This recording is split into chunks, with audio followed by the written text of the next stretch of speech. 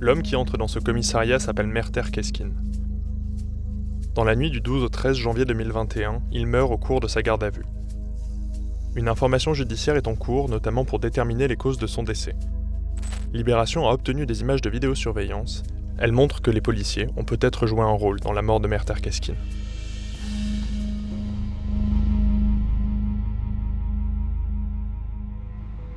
Le soir du 12 janvier 2021, Merter Keskin se rend chez son ex-compagne. Elle vit à Sélestat, dans l'est de la France, avec leurs 2 enfants. Ma fille, la petite, elle a appelé son papa pour qu'il reste avec elle. Durant la nuit, monsieur, il a mis la télé trop fort, il parlait au téléphone trop fort. Ça m'a réveillée et ça m'a énervée. Je sais pas, j'ai eu un coup de colère, un coup de pression. Voilà, j'étais énervée, j'ai dit maintenant je vais appeler la police. Merter Keskin n'était pas censé être dans l'appartement d'Elodie H. Un an auparavant, il avait écopé d'une peine de prison pour des faits de violence à son encontre. Depuis sa sortie, il faisait l'objet d'une ordonnance d'éloignement. C'est probablement pour cette raison qu'il décide de fuir à l'arrivée de la police en sautant par cette fenêtre.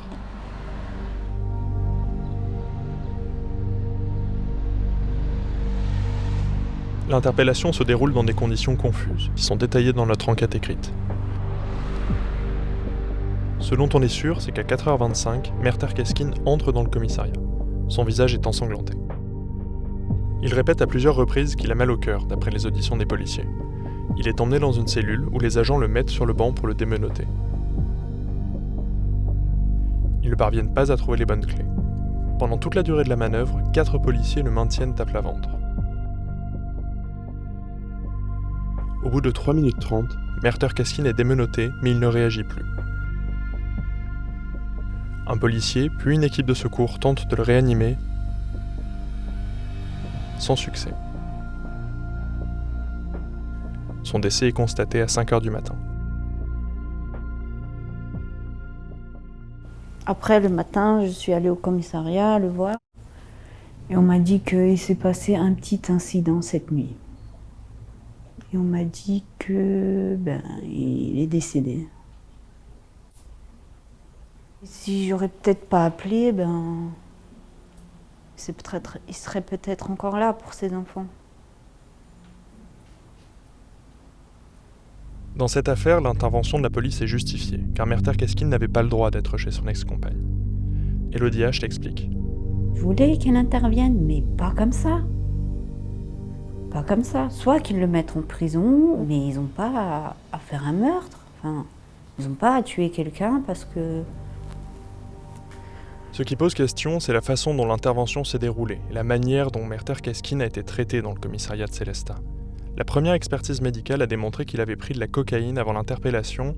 À ce stade, les légistes ont conclu ceci. Le décès de Merter Keskin apparaît la conséquence vraisemblable d'un trouble du rythme cardiaque dans le contexte d'une consommation de stupéfiants, de cocaïne et d'une importante hyperthermie. Mais ces images de vidéosurveillance montrent que les agents ont réalisé une manœuvre qui semble disproportionnée, voire dangereuse. Merter Keskin, un homme en surpoids, agité, se plaignait de douleurs au cœur. En l'allongeant sur le ventre, les mains menottées dans le dos, les policiers ont réalisé un plaquage ventral. Un geste d'autant plus risqué si les agents exercent une pression sur sa cage thoracique. Cette technique poussée à l'extrême est en cause dans les affaires Adama Traoré, Cédric Chouviat ou encore George Floyd. À ce stade, aucun policier n'a été mis en examen. Ils sont présumés innocents. Une information judiciaire en recherche des causes de la mort a été confiée à un juge d'instruction. L'avocat de la famille a demandé une contre-expertise médicale. Si c'est passé quelque chose de grave, que la personne soit punie. Montrer qu'il y a réellement une justice. Parce que pour moi, il n'y en a pas. Il y aura un non-lieu et ce sera terminé, allez, c'est bon, c'est fini. Alors que ces enfants, ils sont là et que